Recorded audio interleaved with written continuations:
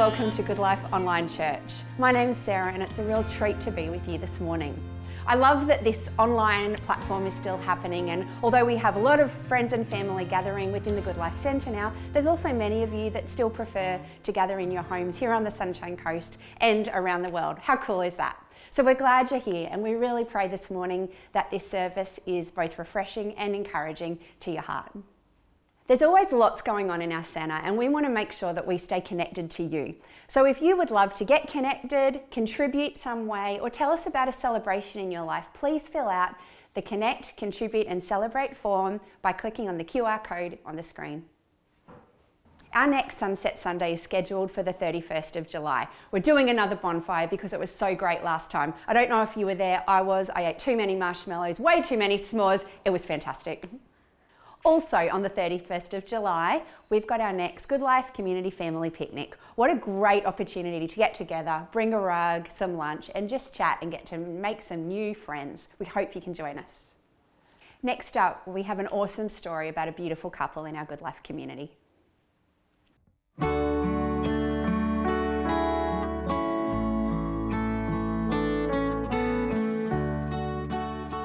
I'm Gavin and my wife Wendy. Started coming to Goodlife through the Network Communications Group in 93, 94, and then moved to the Sunshine Coast in 2002 and been there for the last 20 years. And I came to the country about 14 years ago from Zimbabwe. I'd been single for about 4.5 years after a divorce, and wasn't interested in dating anyone, but I was trusting God to provide me a wife if I was ready. And so it took 4.5 years to get me ready, obviously. And I was waiting outside church one day for a mate of mine, and Wendy walked past, and I didn't know Wendy at the time, and I believe the Lord said, "That's her." And so I was pretty excited because it turned out to be an arranged marriage. You know, who would have thought? And then I signed up for a home group because Ryan was promoting home groups, and my daughters had both been saying, "Dad, join a home group, you know, you might meet someone." And so I joined a home group, and who happened to walk through the door after me? Wendy. And I'd also prayed for God's choice, had been divorced, got 2 beautiful girls, then had a relationship with someone for about 8 years, but we didn't live together, or we weren't married. And I got to a point where I was like, I really want to be married, God, and do it the right way, and you know, can you please choose me someone? And then literally within 2 months, Gavin, that all happened after my relationship broke up. And it's amazing because we were at the same church for how many years? At least 10, and we didn't know each other. It was like God lifted a veil because we were now both ready. For me, I think because I thought, okay, I've prayed now and God's helped me with this man, it's going to be plain sailing, you know, songs and birds chirping. It's just going to be an easy walk because, you know, it's a Christian man and we both want the same things. And yeah, I realised that, you know, there are tough times, there's hard times in marriage. The relationship had been quite rocky, and we needed help. We really did. And I was actually, we signed up for the course, and I was actually going to be away the first week it was on, and I ended up joining via video chat because I didn't want to miss it. I suppose with marriage you can also liken it to a medical thing. You know, you can, if you've just got a cold, you can casually go and get a script, or you've hit the femoral artery and you need to work fast.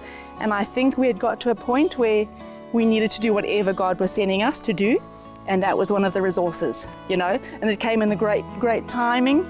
It was great. I was in Sydney and Wendy was here at the church going through the course, and yeah, we really enjoyed it. The couple that run it, Case and Robin, were there and they greeted us, and we went in each week and there was a nice drink there for us and some snacks.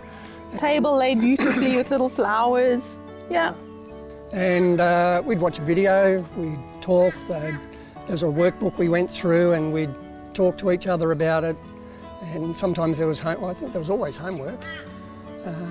But it was great just to be understanding, both of us understanding at the same time, the topics and some of the challenges you go through and some of the highs you go through, and how to navigate all that So we were both hearing the same thing and talking on the same topic. It wasn't something I thought of and wanted to say or Wendy wanted to say. It was something that we both engaged with and were able to learn together. Look, I think everyone should do the course, because let's face it, who's got a perfect marriage? Even if someone's got a perfect marriage, they could still do it.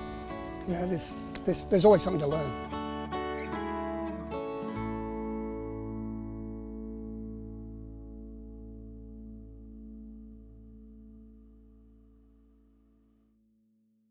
Marriage involves two people. They meet. You found me really attractive really quickly. They fall in love. She's passionate. They get married and embark on a relationship that's designed to be one of increasing intimacy. I really couldn't see my life without her. But that's not automatic. We have to keep working at our marriage. Because I wasn't getting much affirmation, I started getting that from other places. Our marriage was nearly over. If you start building good habits in your relationship, you'll be reaping the effects of those choices in 5, 10 or 20 years' time. I can't let my past define my future. We have to build our own reality. The aim of the marriage course is to strengthen the connection between you as a couple. Love grows us. This is not a silly sentimental idea. This is science fact. How about one that we don't really hear about? How about this one? Fun. Marriage ought to be fun. If you're not having fun, what's the point? The marriage course is built on universal principles that are relevant to any couple anywhere. In years to come, you'll look back on having built a marriage as perhaps the most important achievement of all in your lives.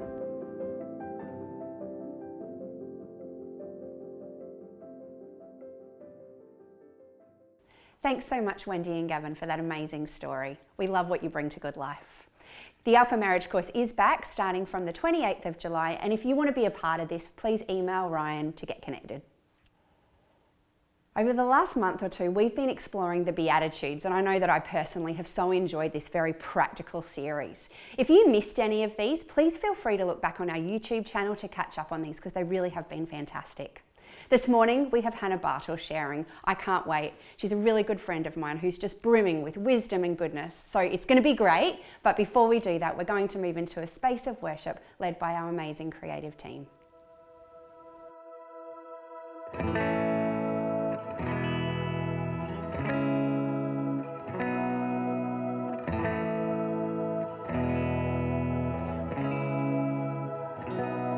There's no wall you won't tear down. There's no chain you won't break. There's no heart that's too broken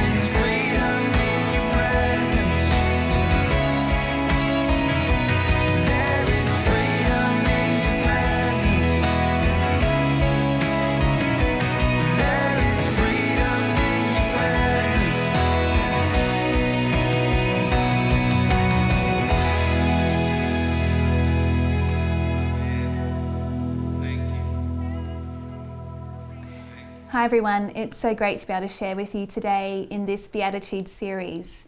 We're up to the 7th Beatitude, which is blessed are the peacemakers, for they will be called the children of God.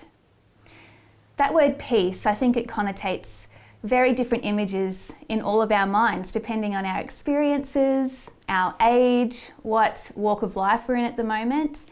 If you've grown up in Christian circles or you know a lot of Bible stories, you might think about Jesus out on the lake and the storm comes and he calms that storm and says, "Peace, be still." And so maybe the image of stillness, of calm, of the absence of chaos is what you think about when you hear the word peace.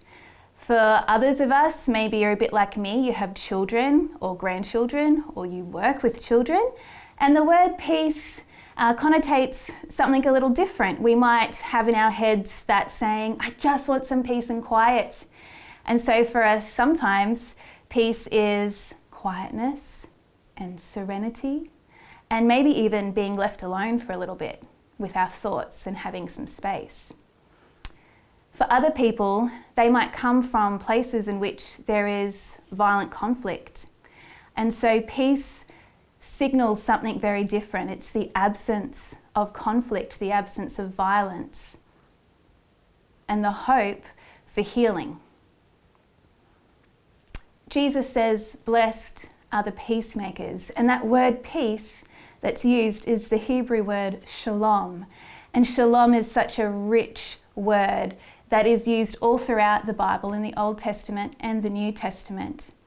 And this word shalom signifies wholeness, restoration, harmony. And it really points to how the world was designed to be by God in the first place.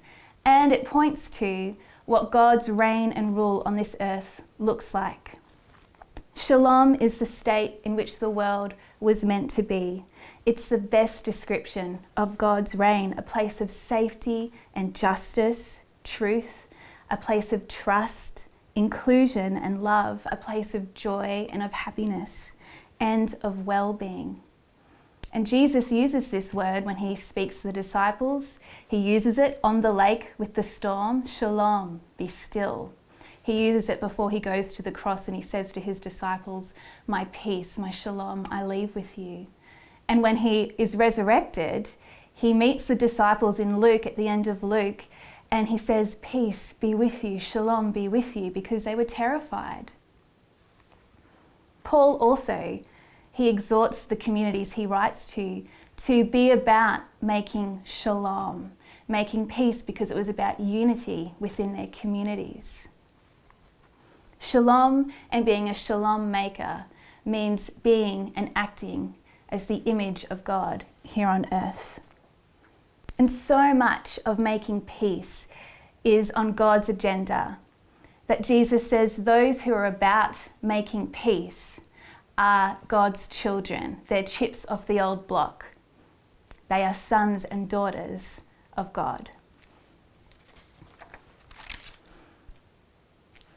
To be peacemakers, though, we have to actually recognize that there's conflict and be willing to step in and lean into the conflict. We don't need peacemakers if there's no conflict. What's the point? And so we have to realize that our calling is to step into and to lean into conflict to bring about reconciliation. We have to ask ourselves, are there people that we have placed on an us versus them spectrum? Because that's how we kind of know where the conflict lands. We do it all the time as humans. We like to divide and make boundaries. My family, my religion, my ethnicity, my sports team. We make these boundaries and these lines, and we create an us and a them. And this is what creates conflict.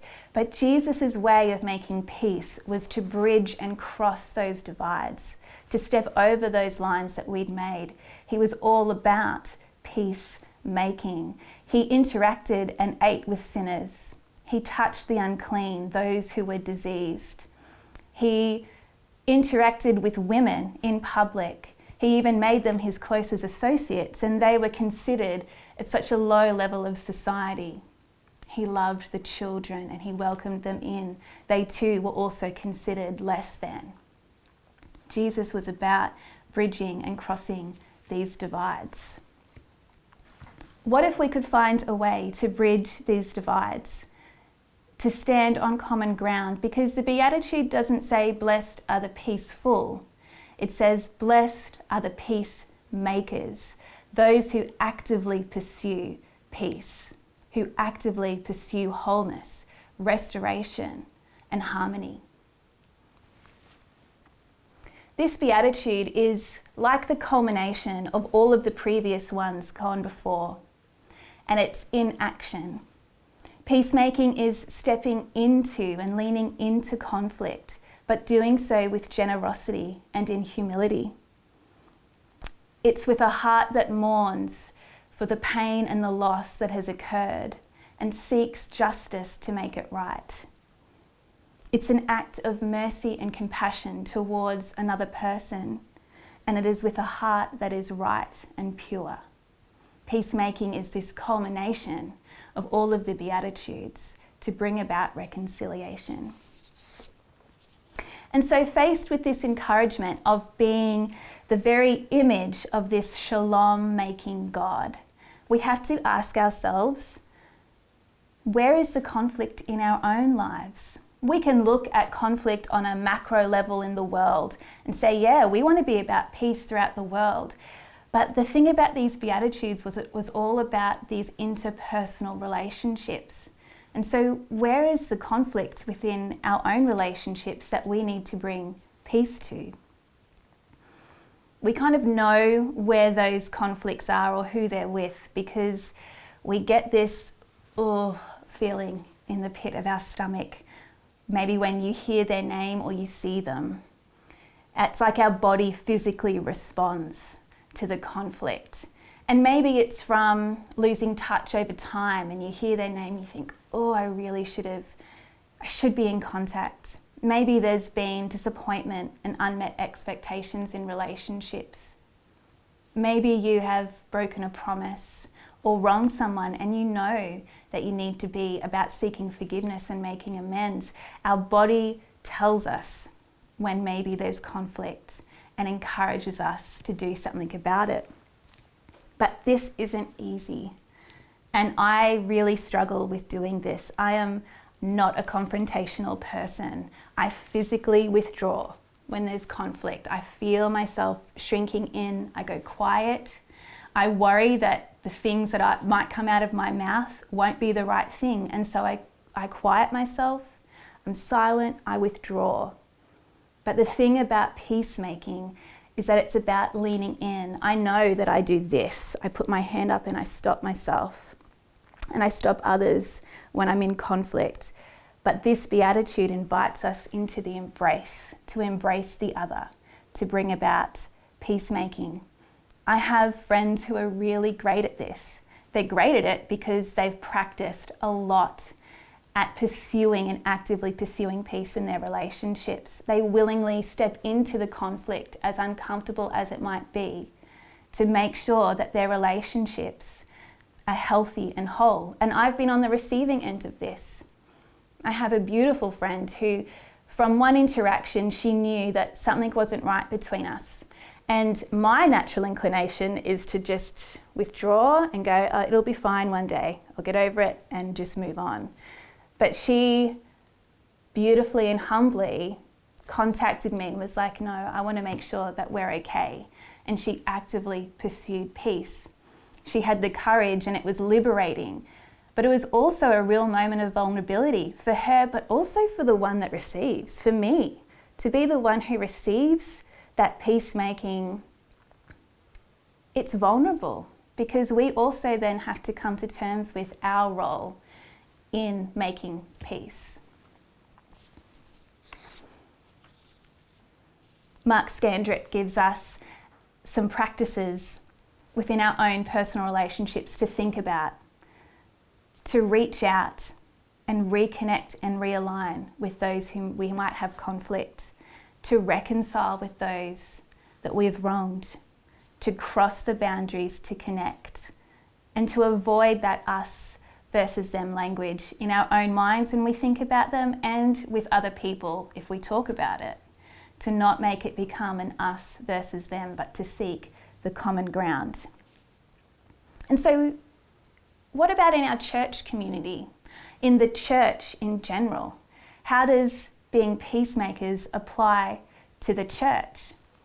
In Mark 9:49-50, Jesus says to his disciples, "Salt is good, but if it loses its saltiness, how can you make it salty again?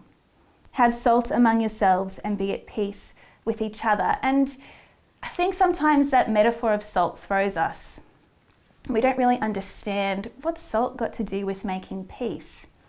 In this chapter, in chapter 9, Jesus has to confront his disciples a few times and pull them up because their behaviour was the opposite of peacemaking. They were bickering amongst themselves. They were choosing fights with other people, telling other people they can't use Jesus' name to cast out demons. And Jesus says, hang on a minute. If they're not against us, then they're for us. He brings in a child and says, the children, the kingdom belongs to them. And woe to anybody who makes them stumble.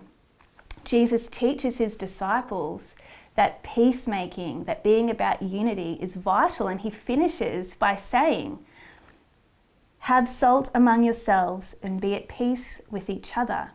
Because the thing with salt back in ancient culture was it was vital for life. In the winter months in these poor villages, the only way they could survive and have enough protein to eat was because they had fish that was preserved in salt. And so they needed it. It was necessary for life because the salt preserved what was good for their bodies and good for the village. And so here Jesus says, be the salt, be the thing that preserves the goodness to bring about life.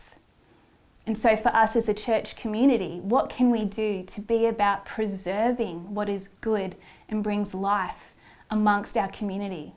To make sure that we are living in unity and harmony, that we are the salt, we are the preservers of what is good. Paul also says this in a different way, and he kind of highlights the opposite of peacemaking. He says it to the Galatians. He says, you, my brothers and sisters, were called to be free, but do not use your freedom to indulge the flesh. Rather, serve one another humbly in love. For the entire law is fulfilled in keeping this one command: love your neighbour as yourself. If you bite and devour each other, watch out, or you will be destroyed by each other. He goes on to describe the evidence of living in the flesh, or is his way of saying living in sin. And here he kind of notes the opposite of what it means to be about shalom making and peacemaking. He says that living in this way produces jealousy, discord, and dissension.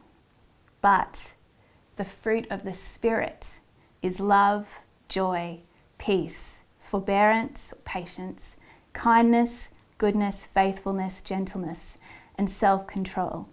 Against such things there is no law. And so when we take this principle of being peacemakers, actively seeking wholeness and restoration and harmony within our personal relationships, within the relationships of our church community and the church in general, we then can take it out to the broader community.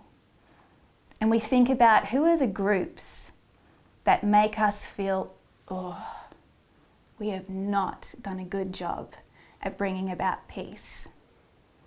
For myself, I think about the LGBT community. The church has done a pretty bad job at being peacemakers to these people. I think about refugees. I think about our Indigenous First Nations people. We've not done a good job in the past of being reconcilers, of bringing wholeness and restoration to these people. And so we as the church, we as individuals, we need to be looking at our broader community and thinking, how do we cross the divide? And crossing the divide is not easy. In fact, in both Mark and Matthew, they highlight how hard it was to actually get to the ethnic side. Every time Jesus and the disciples went to cross the lake, cross over to the 10 cities that were not considered the Jewish cities, every time they crossed, there was always something that went wrong. There was a storm, there was the threat of losing their lives. Every time they crossed over, it was hard. But Jesus was always there, and they still went across. And there were miracles and healing and restoration. And every time they came back, it was easy. It's easy to come back to your own people. But that crossing the divide is hard, but that's what Jesus calls us to do. And he does so and empowers us to do so by the Spirit. And all of this, the peacemaking, it requires sacrifice from us. It requires us to forego our comfort and sacrifice for the sake of someone else. And when we do, we actually build trust. Being peacemakers, wanting to see a better outcome for somebody else, may require us to sacrifice our comfort, to lay it down for the betterment of someone else, but in doing so, we create trust. I know with my friend, when she came and she wanted to make peace, and she did that, I know that it pushed her out of her comfort zone. It was uncomfortable for her, but I also know that I trust her. I trust her with my relationship because I know that she wants the best for me, and so do I for her. But that's come because I know that she's willing to sacrifice what might be easy to make sure that our relationship is good. Imagine if we had that same approach with the groups out in the community, if they knew that we were willing to sacrifice what's comfortable for us in order to bring about peace and the trust that can come, and where restoration and healing can really begin. Blessed are the peacemakers. Blessed are those who step into conflict, who lean in to the painful situations, and in bearing the image of God, bring about wholeness. Blessed are those who in generosity and in humility grieve with those who are in pain and seek justice. Blessed are those who know themselves to be seen and loved by God, and in doing so, see the other through eyes of mercy and compassion. These are the children of God. So can I encourage you today to perhaps move from a posture of leaning back and away from conflict, but reaching out, moving into reaching out and reconciling. Cross boundaries to connect with the other. Avoid using us and them language, because we all stand on common ground as sons and daughters of God.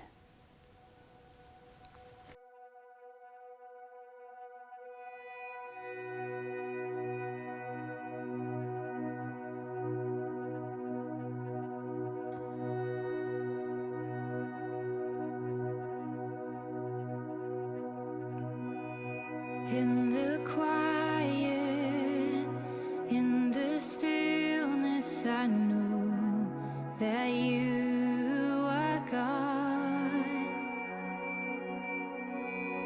In the secret of your presence, I know that I am restored.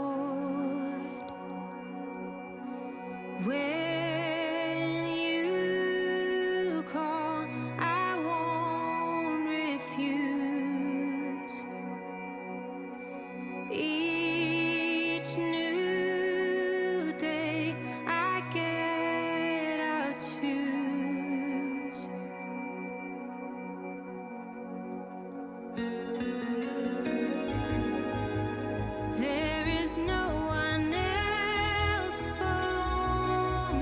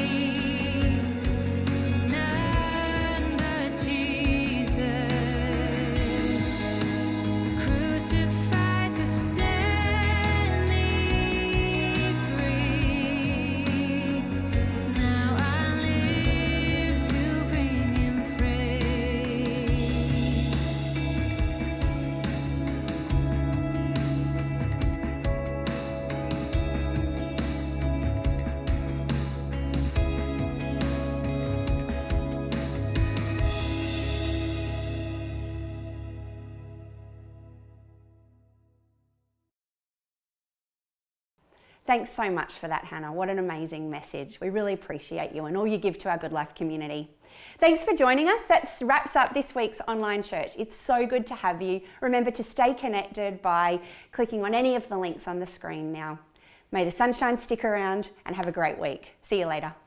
So now we can say we are more than conquerors.